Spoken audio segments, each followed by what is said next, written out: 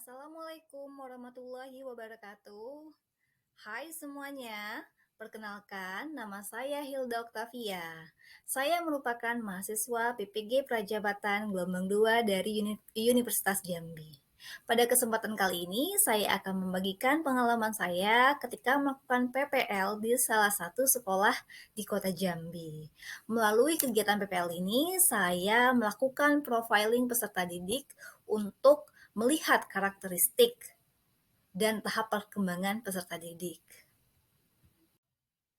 Adapun tujuan dari profiling peserta didik yaitu untuk mengetahui dengan jelas bagaimana gambaran peserta didik di dalam kelas sehingga dapat membantu pendidik mengelola kelas dan memberikan pengajaran dengan lebih baik. Pemahaman karakteristik peserta didik ini sangat menentukan hasil belajar yang akan dicapai, aktivitas yang perlu dilakukan, dan asesmen yang tepat bagi peserta didik. Dalam melakukan profiling peserta didik, terdapat dua cara yang saya lakukan. Cara yang pertama yaitu dengan melakukan observasi terhadap proses pembelajaran di kelas. Nah, kegiatan observasi ini saya lakukan selama 2 hari, yaitu pada hari Senin 9 Januari 2023 dan pada Senin 16 Januari 2023. Yang kemudian saya lanjutkan dengan kegiatan wawancara kepada dua peserta didik yang saya rasa cocok untuk diteliti lebih lanjut. Nah, kegiatan wawancara tersebut dilaksanakan pada hari Selasa 10 Januari dan Jumat 20 Januari. Adapun aspek yang diamati saat melakukan observasi dan wawancara, yaitu saya perlu mencari tahu mengenai informasi identitas peserta didik dan latar belakangnya. Terus saya juga perlu mencari tahu mengenai etnik dan kultural, status sosial, minat belajar peserta didik, kemampuan awal, gaya belajar, motivasi belajar, perkembangan fisik dan motorik, perkembangan kognitif, emosi, psikososial, moral, dan bahasa. Melalui aspek-aspek tersebut, saya dapat menelaah kesulitan belajar yang dialami peserta didik. Dan saya juga dapat merumuskan model pembelajaran yang sesuai untuk mengatasi kesulitan belajar yang dialami oleh peserta didik ini. Oke, berdasarkan observasi yang dilakukan dan pendalaman informasi bersama guru pamong, diketahui bahwa siswa di kelas yang saya amati memiliki berbagai etnik dan kultural yang beragam. Jadi ada siswa yang berasal dari suku Minang, Jambi, Jawa, Sunda, Batak, dan lain sebagainya. Dan untuk kedua peserta didik yang saya amati memiliki latar belakang yang berbeda. Satu siswa memiliki latar belakang Sunda dan satunya lagi memiliki latar belakang Jawa. Nah, latar belakang budaya ini cukup mempengaruhi cara berkomunikasi mereka sehari-hari, di mana mereka biasanya berkomunikasi dengan menggunakan bahasa daerah mereka bersama dengan orang tua dan keluarga terdekat. Akan tetapi ketika mereka berkomunikasi dengan teman sejawat dan guru di sekolah, mereka cenderung menggunakan bahasa Indonesia yang baik dan atau menggunakan bahasa Jambi. Selain itu, kedua peserta didik ini sopan santun dan memiliki tata krama yang mencerminkan budayanya dan menghormati orang yang lebih tua. Dan mereka juga berbicara lemah lembut. Saat pembelajaran berlangsung, kedua peserta didik juga terlihat memanjatkan doa sebelum kegiatan belajar dimulai, yang merupakan refleksi dari budaya religius masyarakat Indonesia. Dan kedua peserta didik ini juga mampu menghargai teman sejawat yang memiliki ragam etnik dan kultural yang berbeda dengan dirinya. Melalui kegiatan wawancara yang saya lakukan, saya mendapatkan informasi mengenai status sosial kedua peserta didik ini. Untuk peserta didik yang pertama, saya mendapatkan informasi bahwa peserta didik ini memiliki status sosial ekonomi menengah, yang mana ayahnya bekerja sebagai salah satu karyawan yang memiliki penghasilan yang cukup untuk memenuhi kebutuhan primer dan sekunder bagi peserta didik ini. Nah, saya melihat terpenuhinya kebutuhan ini dengan bagaimana siswa ini memiliki alat komunikasi dan transportasi yang memadai. Dan untuk peserta didik yang kedua, berdasarkan hasil wawancara tersebut, saya juga mendapatkan informasi bahwa siswa ini berada pada kelas status ekonomi menengah, yang mana kedua orang tua dari peserta didik ini merupakan pengusaha dan mampu memenuhi kebutuhan baik primer maupun sekunder peserta didik. Secara keseluruhan, status sosial yang ada di kelas ini tidak terlalu berpengaruh terhadap proses pembelajaran karena guru berusaha untuk adil dan tidak mendiskriminasi siswa berdasarkan status sosial dan ekonominya. Untuk minat peserta didik, saya mendapatkan informasi bahwa untuk peserta didik yang pertama memiliki minat belajar yang sedang, di mana ia merasa pelajaran bahasa Inggris sebenarnya cukup penting bagi dirinya dan masa depannya. Namun partisipasi yang dilakukan oleh peserta didik ini masih cukup minim di kelas. Ia cukup tertarik dengan beberapa kegiatan pembelajaran seperti kegiatan mendengarkan. Namun hanya ketika awal pembelajaran saja. Ketika pertengahan kegiatan dan akhir kegiatan ia cenderung menarik diri dan bekerja secara individual. Dan untuk peserta didik yang kedua, minat belajarnya masih rendah dikarenakan peserta didik ini memiliki tingkat penguasaan kompetensi yang rendah sehingga ia cenderung menarik diri dari proses pembelajaran dan tidak aktif dalam partisipasi seperti tanya jawab bersama guru. Selanjutnya yaitu kemampuan awal siswa terhadap pembelajaran. Nah, ketika awal pembelajaran, guru memberikan pertanyaan-pertanyaan pemantik yang merangsang dan menstimulasi cara berpikir peserta didik. Nah, melalui hal tersebut diketahui bahwa peserta didik pertama memiliki kemampuan awal yang sedang, di mana ia mampu mengaitkan materi yang akan dipelajari dengan pengalaman sebelumnya. Akan tetapi ia masih memiliki kesulitan untuk uh, mengingat kembali materi yang ia pelajari sebelumnya. Sedangkan untuk peserta didik yang kedua, ia memiliki kemampuan awal yang cukup rendah, yang mana ia tidak memiliki gambaran mengenai materi yang dipelajari, sehingga ia tidak menunjukkan ekspresi apapun ketika guru menjelaskan. Untuk gaya belajar peserta didik, saya menemukan bahwa peserta didik yang pertama memiliki gaya belajar auditori dan visual. Hal ini saya dapatkan karena peserta didik ini terlihat lebih aktif ketika guru memberikan materi listening. Dan peserta didik ini juga menceritakan bahwa ketika ia melakukan proses belajar secara mandiri, peserta didik ini biasanya mendengarkan musik jenis lofi dan seperti yang diketahui bahwa jenis musik ini dapat membantu siswa untuk berkonsentrasi dan mengembangkan kemampuan kognitifnya. Selain itu, peserta didik ini juga mengatakan bahwa ia menyukai visual dan film bergenre sci-fi. Nah, film ini jika dikorporasikan dalam pembelajaran, maka tentunya akan berpengaruh pada minat peserta didik dalam belajar. Sedangkan untuk peserta didik yang kedua, ia memiliki gaya belajar visual dan reading. Nah, saya mendapatkan ini karena ketika guru memberikan teks bacaan kepada peserta didik ini dan yang disertai dengan gambar, peserta didik terlihat cukup antusias dengan cara mencari tahu materi pembelajaran.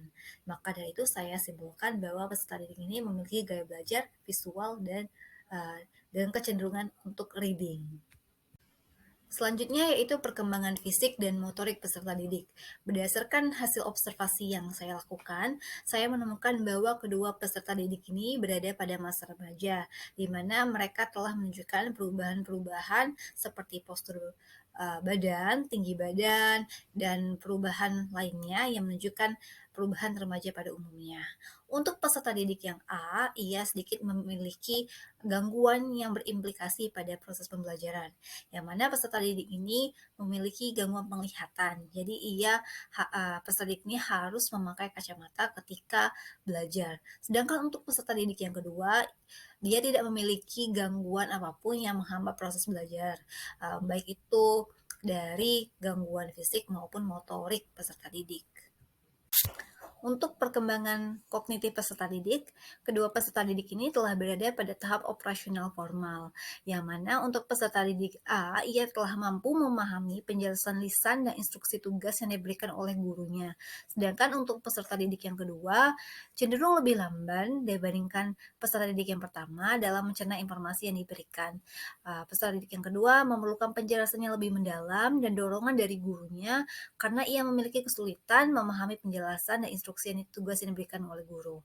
Saat kegiatan diskusi dilaksanakan, peserta didik yang pertama mampu merumuskan hipotesis dari informasi yang didapatkan secara mandiri.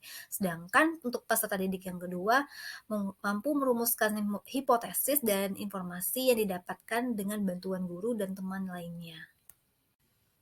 Untuk perkembangan emosi, kedua peserta didik ini mampu mengendalikan emosinya dan bersikap tenang ketika dihadapkan oleh suatu permasalahan.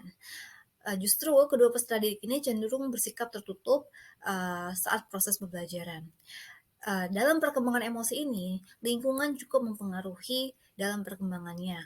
Untuk peserta didik A, lingkungan di sekitarnya, terutama lingkungan keluarga, membentuk siswa A ini menjadi pribadi yang mandiri dan tertutup. Sedangkan untuk siswa B, lingkungan di sekitarnya membentuk dirinya menjadi pribadi yang tenang dan tertutup.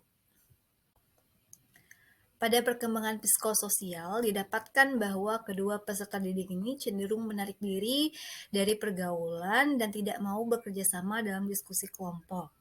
Untuk siswa A, ia cenderung berteman dengan peserta didik yang lain yang memiliki ide dan pemikiran yang sama dengan dirinya.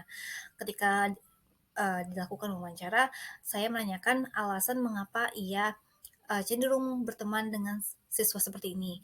Ia mengatakan jika ia berteman dengan siswa yang memiliki pemikiran dan ide yang sama dengan dirinya, ia dapat termotivasi juga. Sedangkan untuk siswa B, ia cenderung berteman dengan siswa yang ia kenal lebih lama. Jadi, ia memiliki teman dekat yang ia kenal sejak kelas 7. Dan siswa ini membentuk pertemanan kecil. Jadi, uh, dalam pertemanan ini ia sudah merasa nyaman. Untuk perkembangan moralnya, kedua peserta didik sudah mampu mengikuti aturan dan norma yang berlaku di masyarakat, yang mana peserta didik ini disiplin untuk datang tepat waktu, bertutur kata sopan, menjaga kebersihan dan ketertiban kelas. Kedua peserta didik juga memakai pakaian seragam yang rapi dan atribut yang lengkap sesuai dengan aturan.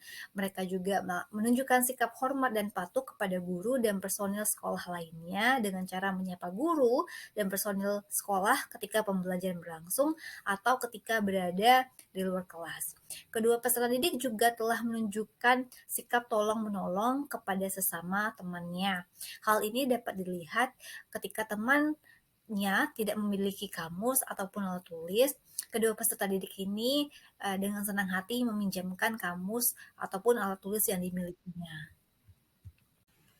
Selanjutnya, perkembangan bahasa peserta didik. Berdasarkan observasi yang dilakukan, kedua peserta didik secara dominan menggunakan bahasa Indonesia yang baik dan benar selama proses pembelajaran. Namun, ketika wawancara dilakukan, kedua peserta didik cenderung mencampurkan bahasa Indonesia dan bahasa daerah Jambi. Mereka juga cenderung menggunakan bahasa daerah Jambi ketika berkomunikasi dengan teman sebayanya. Dalam komunikasi interaksi lingkungan keluarga, kedua peserta didik uh, dapat menggunakan bahasa daerahnya, tetapi ia hanya mampu memahami dan memiliki sedikit kesulitan ketika menuturkan kembali. Peserta didik dapat menyampaikan informasi dengan jelas kepada guru dan teman serta menangkap ide dan gagasan orang lain yang sederhana melalui bahasa. Berdasarkan hasil observasi dan wawancara yang saya lakukan, saya merumuskan kesulitan belajar yang dialami oleh kedua peserta didik ini. Untuk peserta didik yang pertama, ia sulit dalam bekerja sama dengan kelompok dan mudah merasa bosan pada saat pembelajaran. Jadi, ketika awal pembelajaran dilakukan, peserta didik ini mengamati gurunya. Tetapi pada kegiatan inti dan akhir, siswa ini menarik diri dan cenderung untuk melakukan tugasnya secara mandiri. Meskipun sebenarnya tugas itu seharusnya dilakukan secara berkelompok. Untuk peserta didik yang kedua, kesulitan belajar yang ia alami yaitu peserta didik ini memiliki kemampuan kompetensi yang rendah dan sulit bekerja sama dalam kelompok sehingga ia tidak terlalu aktif dalam proses belajar dan hanya diam dan sesekali menundukkan kepalanya. Berdasarkan perumusan kesulitan belajar peserta didik tadi, dapat saya simpulkan bahwa untuk peserta didik yang pertama dapat menggunakan teori belajar konstruktivisme, di mana pada pembelajaran konstruktivisme ini peserta didik mendapatkan ruang untuk mempraktikkan pengetahuan, ide, dan konsep yang sudah mereka pahami dan ketahui melalui pengalaman dalam kehidupan sehari-hari. Dalam penerapannya, teori belajar ini akan mendorong kemandirian peserta didik dan inisiatif mereka dalam belajar. Guru dapat mengajukan pertanyaan terbuka dan memberikan kesempatan beberapa waktu kepada peserta didik untuk meresponnya. Dan penerapan pembelajaran ini dapat mendorong siswa untuk berpikir tingkat tinggi. Untuk peserta didik yang kedua, teori belajar yang dapat diterapkan yaitu teori belajar behaviorisme atau behavioristik, di mana pada teori ini pembelajaran mengedepankan perubahan perilaku siswa sebagai hasil proses pembelajaran. Perubahan tingkah laku terjadi karena adanya stimulus dan respon. Dalam penerapannya, guru dapat menyusun materi atau bahan ajar secara lengkap, memberikan contoh berupa instruksi selama pembelajaran, dan memberikan umpan balik atau proses pembelajaran. Guru juga dapat memberikan drilling dan latihan kepada peserta didik dan mengevaluasi perubahan perilaku yang dapat diamati dan memberikan penguatan kepada peserta didik tersebut. Jadi demikianlah hasil observasi dan wawancara yang saya lakukan. Terima kasih telah menonton.